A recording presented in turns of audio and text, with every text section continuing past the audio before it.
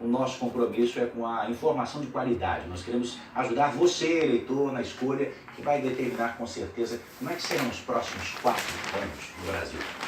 Comigo está a repórter especial do Jornal da Record em Brasília, Cristina Lemos, que atua na cobertura política há mais de 30 anos. E nós começamos recebendo hoje o candidato do PSL, Jair Bolsonaro. Candidato, as entrevistas têm sempre duração de 15 minutos e depois nós temos mais 1 minuto para as suas considerações finais. Seja muito bem-vindo, boa noite para o senhor. Muito obrigado pela oportunidade, espero poder atender não só vocês, bem como quem está do outro lado da tela. Eu começo falando sobre a situação dramática que vive o Brasil em relação à crise econômica e de condições. São 13 milhões de desempregados neste momento, boa parte deles, ou uma parte deles, em situação de vulnerabilidade que os leva para a rua. Só na cidade de São Paulo são quase 30 mil moradores de rua. Se o senhor for para o Rio de Janeiro, esse número praticamente dobra. Qual é a sua proposta concreta para enfrentar esse problema? Isso leva também à violência, ok? Então essa questão de emprego nos preocupa e muito, o emprego em primeiro lugar. Agora, hoje em dia, para ser patrão também, não é fácil no Brasil. Você tem que desburocratizar muita coisa, desregulamentar, desonerar a folha de pagamento. Investir pesado na educação, porque o objetivo final da educação é formar bons profissionais na ponta da linha. Então, basicamente, é isso que nós precisamos no Brasil. Bom, é desburocratizando, é desregulamentando, fazer o que a classe produtiva empregue gente com segurança. Temos uma segurança jurídica também no nosso país. Quando você vai para o campo, que enfrenta o mesmo problema, o produtor rural não tem segurança jurídica. Aqui também, na cidade, então você precisa disso. No Rio de Janeiro, há 2 anos, fechou-se na Barra da Tijuca mais de 400 estabelecimentos comerciais, basicamente por causa da insegurança. Então o trabalho vem por aí. E outra coisa, né? O Brasil tem uma dívida enorme, monstruosa, e muitas vezes a gente fica preocupado como é que nós vamos sair dela, porque isso atrapalha também investimento em nosso Brasil. Então temos pessoas profissionais, capacitadas, que vão conduzir essa política que na ponta da linha surge o emprego. E com o emprego, você resolve uma série de problemas por tabela. Lembrando, deputado, que a pergunta foi sobre moradores de rua. Miséria extrema. 30 mil moradores de rua em São Paulo, Rio de Janeiro, mais que o dobro disso. O senhor chegando na presidência da República, o senhor tem um plano para resolver a curto prazo, a médio prazo, essa situação da miserabilidade? Olha, você pode procurar ajuda em vários locais. O governo não tem uma varinha mágica para resolver essa quantidade enorme de problemas. Quando você fala em moradores de rua, tem uma parte considerável que está no mundo das drogas. Você não vai resolver isso de uma hora para outra. Eu vejo, por exemplo, o trabalho maravilhoso que as igrejas fazem pelo Brasil, né? Em especial igrejas evangélicas. É apoiá-los, é pedir ajuda para buscar solução para isso aí. Morador de rua também. Nós devemos jogar pesado num projeto de planejamento familiar. A gente vê, especial mulheres, me desculpa, né? Quem engravida são as mulheres, obviamente, tá certo? Mas uma mulher tem uma penca, mas um homem é mais irresponsável nessa questão, e morando em rua, você sabe disso, né? É uma penca de filhos, está grávida novamente. A responsabilidade para as mulheres? Não, negativo. Eu estou falando que engravida são as mulheres, meu Deus do céu. Não é difícil você falar que o do Brasil vem politicamente correto em cima da gente. Estou falando uma realidade aqui. Então você tem que oferecer a essas mulheres métodos contraceptivos, até porque essa população não cresça. E que geralmente, uma criança gerada nessas condições, a tendência é ser o que os pais são.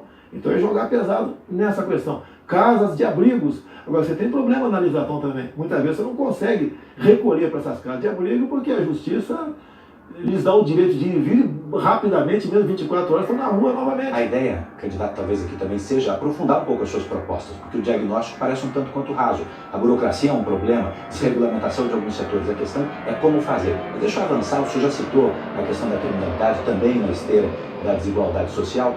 O senhor está no 7º mandato como parlamentar, deputado federal pelo Rio de Janeiro, um lugar que vive uma crise gigantesca de segurança pública, tanto que está com intervenção federal. O seu eleitor médio pode vir a dizer que não sabe o que o senhor fez de fato para combater essa crise na segurança pública ao longo dos últimos 28 anos. Como é que o senhor pode querer resolver o problema da segurança no país inteiro? Se o senhor não tem um exemplo concreto... A questão de segurança dentro do Estado compete ao respectivo governador. Eu nunca fiz parte de equipe de governador nenhum no Rio de Janeiro, até que se tivesse participado de alguns, com toda certeza estaria preso. As emendas parlamentares minhas, muitas delas são voltadas para as Forças Armadas, que é a minha origem.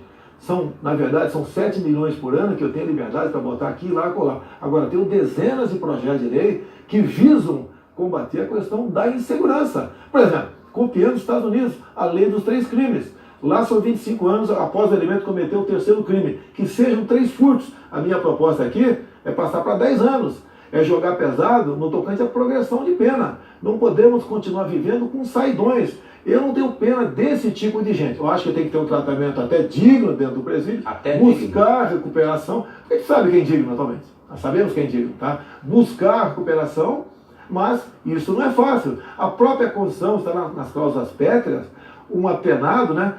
Para ele é proibido o trabalho forçado. Você não pode forçar o elemento a trabalhar. Tá? Então tem muita coisa que você tem que tratar dessa área. Tem um projeto sim, só que eu sempre fui um patinho feio dentro da Câmara. Nunca tive a simpatia, em especial do último governo PT, 13 anos, para aprovar qualquer projeto de minha iniciativa. Deputado, se me permite só colocar o senhor diante de algumas declarações que o senhor fez, só para refrescar a sua memória e a do nosso telespectador. Algumas um tanto quanto polêmicas. Por exemplo, fui num quilombo e o afrodescendente mais leve lá pesava 7 arrobas. Nem para procriar ele serve mais. Outra, não vou combater nem discriminar, mas se eu vir 2 homens se beijando na rua, vou bater. Posso responder uma? Vamos lá. Primeiro, essa segunda você não acha em lugar nenhum. Mentira. Não procede. Mentira. É a primeira, em relação ao A primeira, eu conheci o cara, brinquei com ele, inclusive. Era uma brincadeira. Se você ver nas imagens, lá no clube que eu dei essa palestra no Rio de Janeiro, eu estava sorrindo. Agora, o que os quilombolas querem? Eles querem uma nova lei áurea. Eles não querem continuar sendo tutelados pelo Estado. Eles querem explorar a sua terra da melhor maneira possível. Alguns querem ainda, se for o caso, vender essa propriedade. Somos em torno de, se não me engano, 600 quilombolas no Brasil e crescendo esse número assustadoramente. Não podemos criar uma nova reserva para os afrodescendentes. Tem direito? Tem, vamos cumprir a lei. Mas eles têm que ter liberdade de fazer o que bem entende na sua terra. A próxima frase. Tive 4 filhos homens. Na quinta, eu dei uma fraquejada e veio mulher. Uma brincadeira, como os homens fazem. Tá brincando bastante, né? Mas você tem, eu sou uma pessoa bastante... Mais uma frase, então, aproveitando. Eu sou uma pessoa bastante extrovertida. Se foi um comentário infeliz, me desculpe as mulheres, do fundo do coração. É a filha, essa filha é algo diferente na minha vida. O senhor pediria desculpa para a deputada Maria do Rosário? Ela teria que primeiro pedir desculpa, né, aos familiares que tiveram a sua filha estuprada e assassinada por aquele bandido chamado Champinha. Ela estava defendendo o estuprador Champinha, dizendo que qualquer crime dessa natureza, praticado por menor de 16 a 17 anos, a pena tem que ser à luz do ECA, e não à luz do Código Penal nosso, que eu tento mudar há muito tempo, que se configura na redução da moralidade penal. O que aconteceu ali, a justiça chama de ato reverso. Ela réu no Supremo por esse motivo. O Supremo, lamento, quem me levou essa proposta para lá foi a senhora Ela Vieco, uma petista de carteirinha, que foi pego logo depois de ter me denunciado lá, em Portugal, com a faixa fora Temer. E mais ainda, né, o PT, em documentos oficiais, que temos comigo, né, eles sempre lutam para buscar caçar o meu mandato, que eu sou um empecilho ao procedimento do PT. Não é verdade que hoje em dia? Só um minutinho, para concluir esse raciocínio ainda da questão da Maria do Rosário, eu queria colocar para o senhor o seguinte: naquele bate-boca com a deputada, o senhor disse que ela não merecia ser estuprada porque ela era feia, não fazia seu gênero, ela chamou de vagabunda, etc. O senhor imagina se a sua mulher estivesse colocada numa circunstância como essa? Minha mulher jamais teria educação, jamais a senhora Maria, a minha esposa, teria esse linguajar da senhora Maria do Rosário. Ela defendendo um estuprador e homicida e me chama de estuprador. Mais ainda, olha só, há 2 anos e pouco nós votamos uma proposta de emenda à Constituição para reduzir a maioridade penal para quem pratique crime como estupro. A senhora Maria do Rosário votou contra. O recado que ela dá, a senhora Maria do Rosário dá para todas as mulheres do Brasil é o seguinte: menores de idade pode continuar estuprando e matando, que você vai ser punido à luz do ECA. E nós sabemos que a cada 6 meses, um elemento que está lá recolhido numa casa, essas casas chamadas FEBEM, Fundação Casa, ele é submetido a uma nova avaliação e mais de 90% vão para a rua após 6 meses. O que eu quero é que um menor, estuprador, bandido, vá para a cadeia. Então, se eu exagerei ali, pode até haver exagero. Foi um ato reverso, mas estava defendendo sim as mulheres esse crime, que é um dos crimes mais hediondos que tem no Brasil, que chama-se estupro. Eu te pergunto, após a expressão da PEC, quem é que defende a mulher? Eu ou ela? Vamos falar sobre a área administrativa. O senhor disse que não teve a possibilidade de concorrer ao executivo, não teve um cargo no executivo, mas o senhor tem condições dentro do seu gabinete de gerir a verba pública, o dinheiro, da maneira que achar melhor. E, inclusive, na contratação de funcionários. O senhor acabou de citar a sua esposa, eu queria lembrar aqui ao senhor e ao telespectador que ela foi contratada por mais de um ano do seu gabinete quando vocês namoravam. 2 meses depois, vocês se casaram. 5 meses depois do casamento, ela foi promovida ao cargo que é considerado o mais alto do gabinete. Me parece, deputado, só 2 meses depois do casamento, ela foi embora. 2 meses após o casamento. E ela podia continuar... Me permita só fechar a pergunta. Parece ao eleitor médio um caso clássico de nepotismo. O senhor já disse que foi decisão do líder do partido, o que poderia ser enquadrado como nepotismo cruzado. Eu lhe pergunto se a contratação da sua esposa, nesse caso, ela foi por competência ou por amor. Ela trabalhava trabalhou para 2 outros deputados em Brasília. Depois veio trabalhar e foi para a liderança do partido. Quando me casei com ela, eu consultei a Câmara, que já existia a lei do nepotismo. Se ela poderia continuar ou não. A adesão da Câmara é que sim. Por quê? Porque quando eu casei com ela, já estava empregada. E 2 meses depois, então, nós resolvemos como um acordo que ela fosse demitida. Então, não existe nepotismo nessa situação. A propósito de... Agora, logicamente, com o amor se faz presente. Eu não vou te dizer que não. Continuo apaixonado até hoje por ela. A propósito dessa questão de demitir funcionário, etc., o senhor considera que o fato de o senhor ter demitido a Val é uma satisfação pública satisfatória para o suposta funcionária fantasma que o senhor mantinha? Primeiramente, né? Você não pode falar em fantasma. Pela primeira vez, coisa rara ser questionado sobre isso. Tudo começou no dia 10 de janeiro desse ano, quando a Folha de São Paulo, um casal de repórteres, esteve na Vila Histórica de Mambucaba, a 40 km de Angra dos Reis, e no dia seguinte publicou que pegaram uma fantasma minha lá. Só que você pega o boletim administrativo da Câmara, tá? De 19 de dezembro do ano passado. Lá publicou as férias da senhora Val, de 26 de dezembro a 24 de janeiro. Então, no dia 10 de janeiro, a senhora Val estava de férias. É uma injustiça enorme que a Folha de São Paulo cometeu contra uma senhora, uma mulher respeitada, que tem um marido que sofre sérios problemas, que ganha R$ 1.300 por mês. Chamar fantasma alguém que ganha R$ 1.300 por mês e numa época de férias, isso é perseguição da Folha de São Paulo para comigo, que eles não se cansam de passar vergonha comigo. Vamos na próxima questão. O senhor já falou em auditar, em fazer uma auditoria no Bolsa Família. Eu gostaria de saber a sua opinião, a sua avaliação sobre esse programa e se o senhor considera que o número de beneficiários é exagerado. Olha só, o programa tem que ser mantido, tá? Eu tive uma experiência junto com um ex-prefeito da cidade de Marau, Rio Grande do Sul. Ele fez uma auditoria no seu município. Números aproximados. 1/3 era fraude. O pessoal pediu para sair para evitar responder um processo. Por quê? Ele era uma pessoa, desculpa aqui, como nós. Tinha emprego, né? E estava na fraude. O outro 1/3 ele conseguiu reinserir no mercado de trabalho. E o 1/3 restante, por questão humanitária, ele manteve. O número, pelas potencialidades do Brasil, para aquilo que nós podemos aqui esperar do Brasil, é exagerado.